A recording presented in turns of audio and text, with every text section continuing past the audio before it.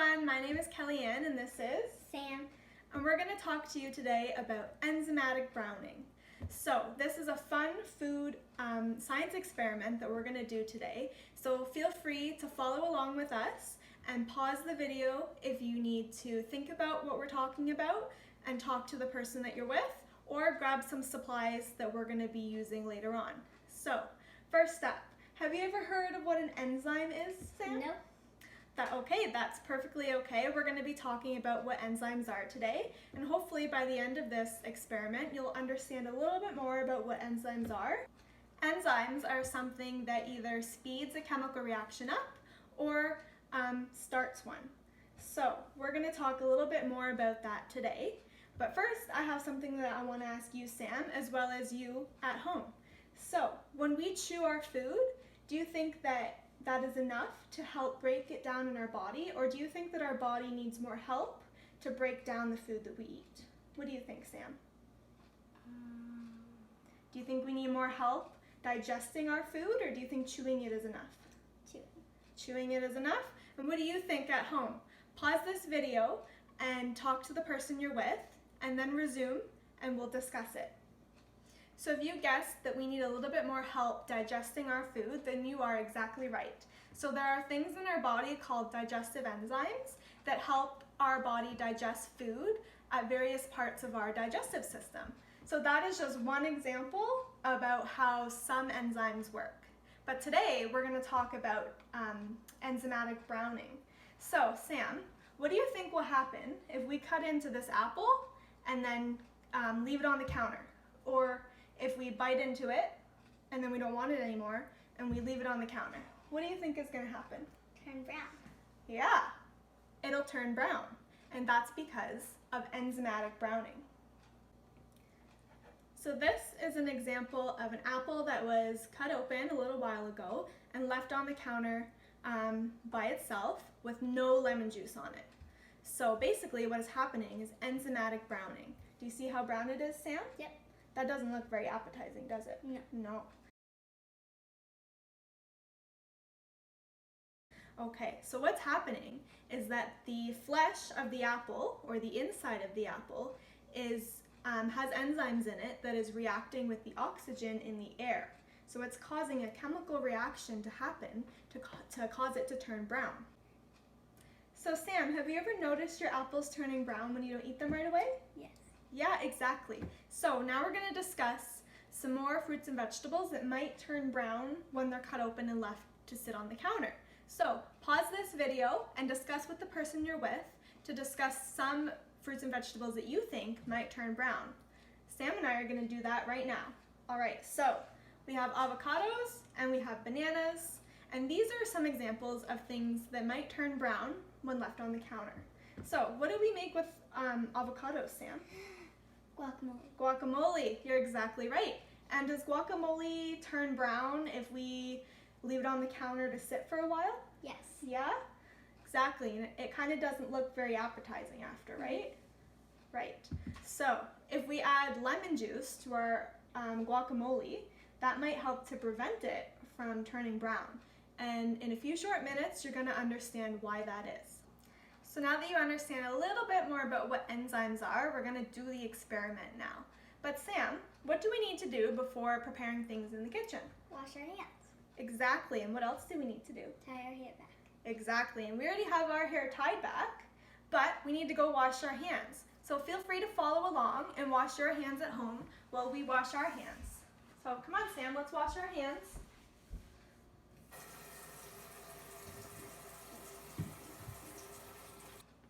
All right, so now we're ready to start our experiment.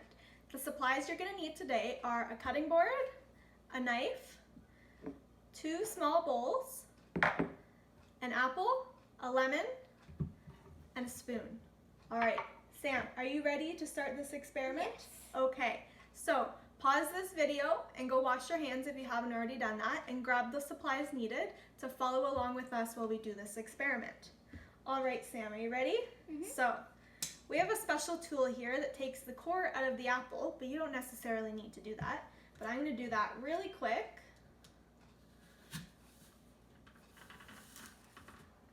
Oh, there we go. And now we're gonna cut the apple like we were gonna do that if we were gonna have a snack. So Sam, I'm gonna get you to help me, okay? So I want you to hold the knife right here, very carefully, and I'm gonna put my hand over top, and we're gonna cut the apple together. Perfect. And we're gonna do it again. And we're cutting them into little bite-sized pieces like we were if we were going to eat this as a snack. So if you're following along at home, make sure that you're doing this with an adult because we want to make sure that we don't cut our fingers. There we go. So now that our apple is all cut, I'm going to get Sam to put it in this bowl, except she's going to put one piece in a separate bowl. Can you do that for me? Mm-hmm. So put one piece in there. Awesome. We're going to put this over to the side. And then she's going to put the rest into that bowl. And we're doing that because we're going to add the lemon juice to these ones. And we're going to put no lemon juice into this one and see what happens. All right. So we've got our apples in the bowl. And now we're going to cut our lemon.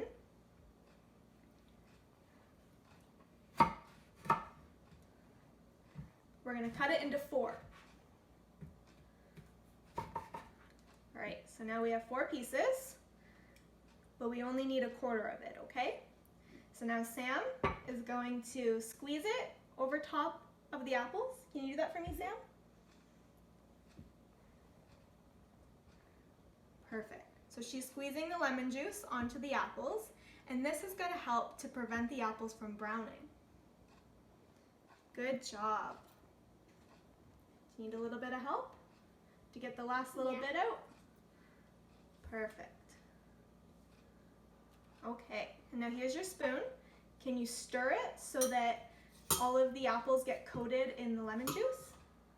Okay, great. Good job.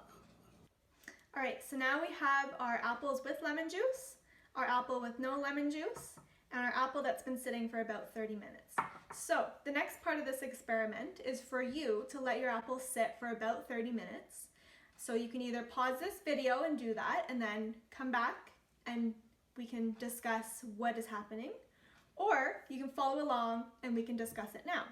So basically, this was the one that we showed earlier, and it's the one that's been sitting out for a while. So Sam, what do you notice? That it has brown on it. Yeah, exactly, it's brown. And this one is all white. White, exactly. So this is the one we just did, but if we leave it out to sit for about 30 minutes, it's probably going to look the same as this one. But the ones that we have in here with the lemon juice are probably going to stay relatively similar to what they look like now. Do you know why that is? Because we put lemon juice on it? Exactly, we put lemon juice on it, but there is a reason for why that works. So basically, adding lemon juice to it lowers the pH of the fruit, meaning that it's more acidic or more sour. You know, when you bite into a lemon and it's very sour? Yeah? So the lower the pH, the less likely it is to react with the oxygen in the air. The lemon juice is basically acting kind of like a shield on the flesh to prevent it from being exposed to the oxygen in the air. So there's nothing necessarily wrong with eating an apple that is brown in color. However, it's just not as appetizing, right, Sam? Just as the same as eating guacamole that might have gone brown from sitting out on the counter, just not as appetizing as the fresh version of it. So to finish off our experiment, Sam and I are going to make a fun snack. Sam, what are we making today? A snack lunch. Yeah, a snack lunch. And we're basically going to use the apples that we already prepared, as well as some grapes. Yep, and some cheese, as well as some crackers. All right, so Sam, do you want to start putting the apples and grapes into the container? Sure. So this is a great snack or lunch that Sam is going to eat tomorrow, but if we were to put our regular no lemon juice apples into here, they're going to turn brown in a couple of minutes, couple of hours while it's sitting in the fridge overnight. But because we've added our lemon juice, these apples are gonna stay relatively fresh and more appetizing. Right, Sam? Mhm. Perfect. Oh, yep, gotta do our cheese too. Perfect. So, this is a great snack that Sam is gonna enjoy tomorrow for either snack or lunch. All right, so thank you for joining us. I hope you learned something about enzymatic browning and how to prevent your apples from turning brown, as well as how you can apply it to other things such as guacamole or other fruits and vegetables like pears. So, bye!